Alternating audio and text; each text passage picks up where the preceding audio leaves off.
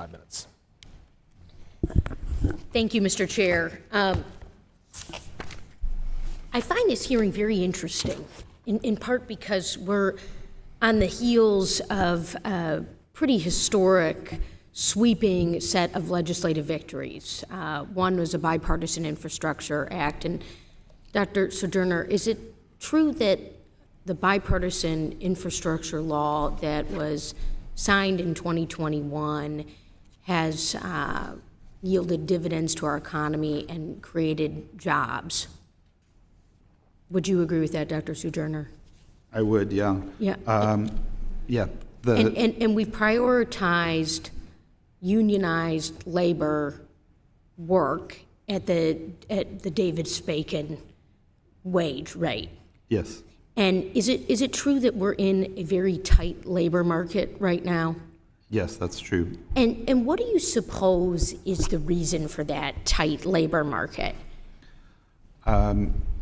We have a lot of strong investment by the federal government in recent years that have said we're going to lower the cost of doing business by lowering transportation costs, making energy more affordable, and demand, subsidize investment in local manufacturing and American manufacturing.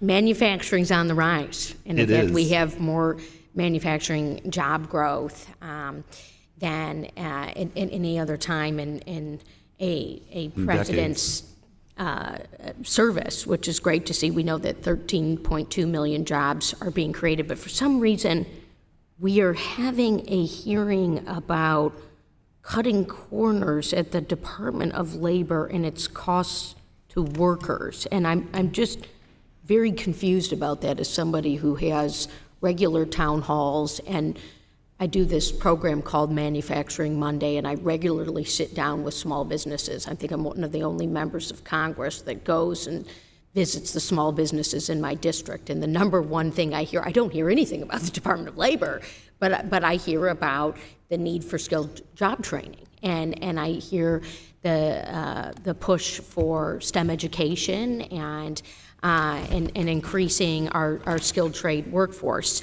The other thing I wanted to ask you about, Dr. Sojourner, is what do we know about the data that we have about the prevalence of worker misclassification? I know that data has been spotty over the years. Yeah, it is difficult to measure. This is an illegal behavior, and so it's hidden. Unemployment insurance agencies at different states have done audits of random representative employers, which is kind of the best way to get a sense of the prevalence. So they invest in actually going carefully through and assessing it.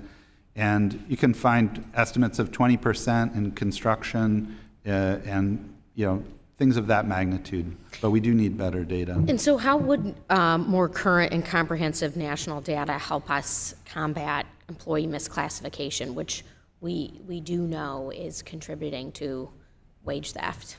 Yeah, I think investing in systematic random audits just to make sure that they don't have to be large, they can be quite small, and employers can be compensated for going through them to alleviate that burden.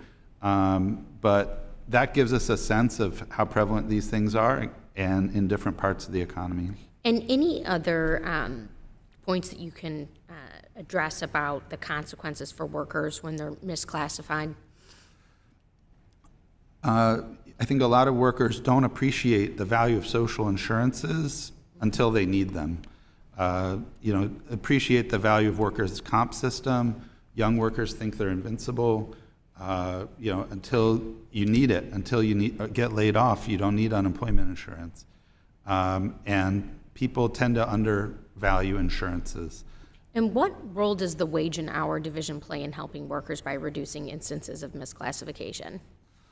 So they have inspectors who engage with employers and workers and follow up on complaints when workers think their rights are being violated, who actively monitor the economy and look for evidence that the laws are being violated, and help get workers paid the wages that they earned and So we're helping workers get paid. Thank you. That's it. Thank you, Dr. Sojourner. With that, Mr. Chair, I yield back. Thank you.